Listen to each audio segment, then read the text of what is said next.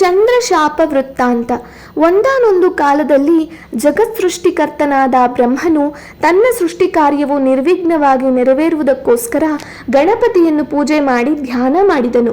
ಒಡನೆಯೇ ಭಕ್ತ ಪರಾಧೀನನಾದ ಗಣೇಶನು ಪ್ರತ್ಯಕ್ಷವಾಗಿ ಬ್ರಹ್ಮ ಸೃಷ್ಟಿ ಕಾರ್ಯವು ಯಾವ ಲೋಪವೂ ಇಲ್ಲದೆ ನಿರ್ವಿಘ್ನವಾಗಿ ನಡೆಯುವಂತೆ ಅನುಗ್ರಹಿಸಿದನು.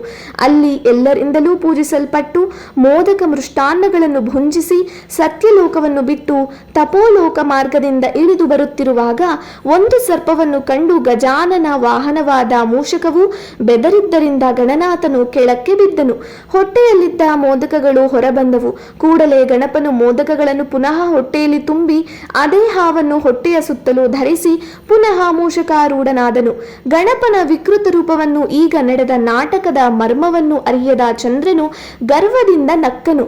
ಗಣಪನು ತಕ್ಷಣವೇ, ನೀನು ದರ್ಶನಕ್ಕೆ ಅಯೋಗ್ಯನಾಗು. ನಿನ್ನನ್ನು ದರ್ಶಿಸಿದವರು ಪಾತಕಿಗಳಾಗಲಿ, ವ್ಯಾಧಿಗ್ರಸ್ತರಾಗಲಿ, ಸುಳ್ಳು ಕಳ್ಳತನ ಮೊದಲಾದವುಗಳು ಅವರ ಮೇಲೆ ಹೊರಿಸಲ್ಪಡಲಿ ಎಂದು ಚಂದ್ರನಿಗೆ ಶಾಪವನ್ನು ಕೊಟ್ಟನು.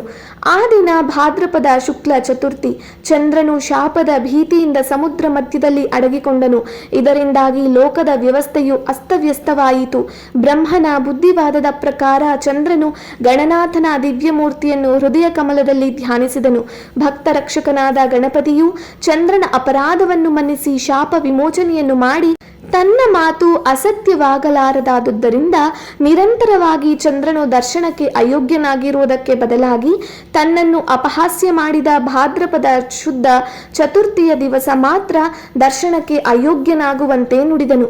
ಆದರೆ ಅಕಸ್ಮಾತ್ ಭಾದ್ರಪದ ಶುದ್ಧ ಚತುರ್ಥಿಯಲ್ಲಿ ಚಂದ್ರನ ದರ್ಶನ ಮಾಡಿದವರು ಭಾದ್ರಪದ ಶುಕ್ಲ ಪಕ್ಷದ ಬಿದಿಗೆಯ ದಿವಸ ಮೊದಲೇ ಚಂದ್ರ ದರ್ಶನವನ್ನು ಮಾಡಿದ್ದರೆ, ಅಥವಾ ಆ ದಿನ ಚಂದ್ರ ದರ್ಶನವನ್ನು ಮಾಡುವುದಕ್ಕೆ ಮರೆತವರು ತನ್ನಿಂದ ಶಾಪ ಬಂದ ದಿವಸವಾದ ಚತುರ್ಥಿಯ ದಿನ ತನ್ನ ಮೂರ್ತಿಯನ್ನು ಚಿನ್ನ, ಬೆಳ್ಳಿ ಅಥವಾ ಮಣ್ಣಿನಿಂದ ರಚಿಸಿ ಧ್ಯಾನ, ಆವಾಹನ, ಅರ್ಚನ, ಧೂಪ, ದೀಪ, ನೈವೇದ್ಯ, ತಾಂಬೂಲ, ಫಲಸಮರ್ಪಣ, ನೀರಾಜನ, ಪ್ರದಕ್ಷಿಣ, ನಮಸ್ಕಾರಗಳಿಂದ ಭಕ್ತಿಯಿಂದ ಪೂಜಿಸಿ ಈ ಚಂದ್ರಶಾಪ ವೃತ್ತಾಂತವನ್ನು ಮತ್ತು ಸ್ಯಮಂತಾಕೋಪಾಖ್ಯಾನವನ್ನು ಶ್ರವಣ ಮಾಡಿದ್ದಲ್ಲಿ ಅವರು ಭಾದ್ರಪದ ಶುದ್ಧ ಚತುರ್ಥಿಯ ದಿನವಂದು ಚಂದ್ರ ದರ್ಶನದಿಂದ ಉಂಟಾದ ಪಾಪದಿಂದ ಪರಿಹಾರ ಹೊಂದುವಂತೆ ಉಪಶಮನವನ್ನಿತ್ತು ಅಂತರ್ಧಾನನಾದನು. ಚಂದ್ರ ದರ್ಶನ ದೋಷ ನಿವಾರಣ ಅಥವಾ ಪರಿಹಾರ ಶ್ಲೋಕ. ಸಿಂಹ ಪ್ರಸೇನಮವದೀತ್ ಸಿಂಹೋ ಜಾಂಬವತಾ ಹತಃ ಸುಕುಮಾರಕ ಮರೋದಿ ತವ ಹ್ಯೇಷ ಸ್ಯಮಂತಕಃ.